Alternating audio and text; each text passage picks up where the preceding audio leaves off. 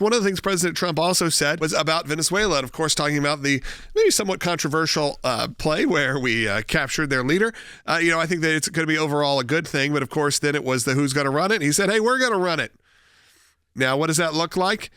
Well, according to President Trump, it looks like about 18 months or so of just getting Venezuela on its feet before deciding how things are going to be moving forward. You know what was fascinating to me reading some of the reporting out of that courtroom with Maduro yesterday is hearing that when he got in there, he immediately started just like ranting, feeling that that was almost his only chance to mount a defense.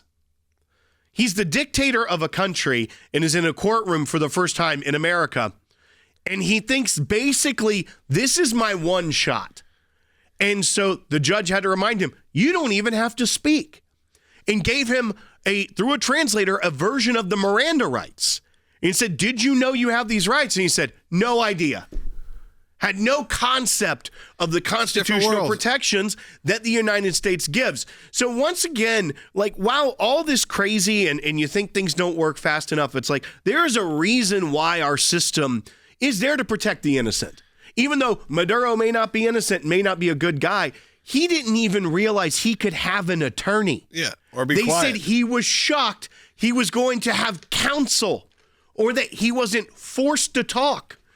That's a testament to how great of a thing this country has built.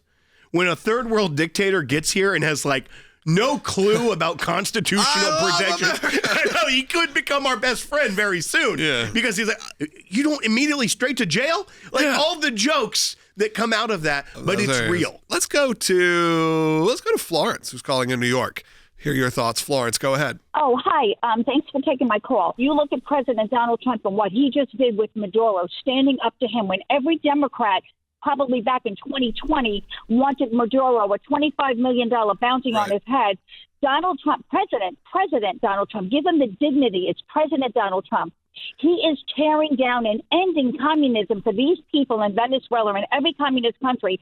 And when you look at New York City and Schumer and Sanders and AOC, they are now embracing what Donald Trump, President Donald Trump, is now ending over in Venezuela for these people to finally be liberated and know what it is to live free under a regime where New York City has just embraced communism, collectivism, and socialism, and it's not going to work. Florence, I think you like rugged individualism, if I were to guess. Favorite caller is Florence from New York. Florence, you're welcome to call back anytime because we can just let you go and you can monologue for us because it's fantastic. And honestly, you know what I like is you call in, you're from New York. We have a couple calls from New York. New York is one of our biggest spots of our listenership, and our viewership is coming from New York because people like you are there and you are representing your people very strongly. I think we always tend to forget. As you even said, short attention spans, we also compartmentalize real quick. Look how many people did not vote for Adami. Look how many people are in New York that do vote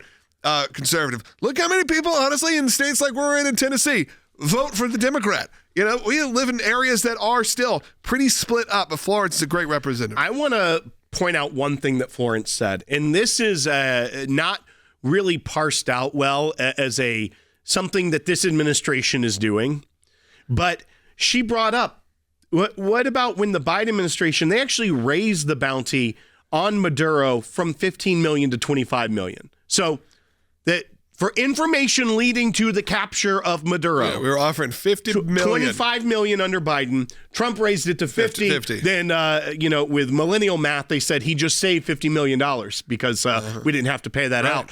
But the fact that the previous administration had that bounty, either it didn't mean anything, they weren't serious about it, or now the left is just lying because they were incapable of actually coming up with a plan to getting it, and now they're like, oh, we actually didn't mean that. So here's the problem. Previously, those bounties, were they just meaningless? Did it literally mean nothing? Like, we don't actually want him. But we have a bounty out there to posture, to make a statement. The president in this administration is making America's word mean something again. And if they're saying there's a bounty on this person for the capture, we're going to capture them. Yeah. And that's what they did. So maybe don't start putting bounties on people's head like it's the Wild West if you're not going to follow through with it. It didn't happen. It wasn't real because, Dog didn't go out there and get Maduro. I mean, it's a great bounty. $25 million. That's a lot. That's Then changed your life. 50. Yeah. Right.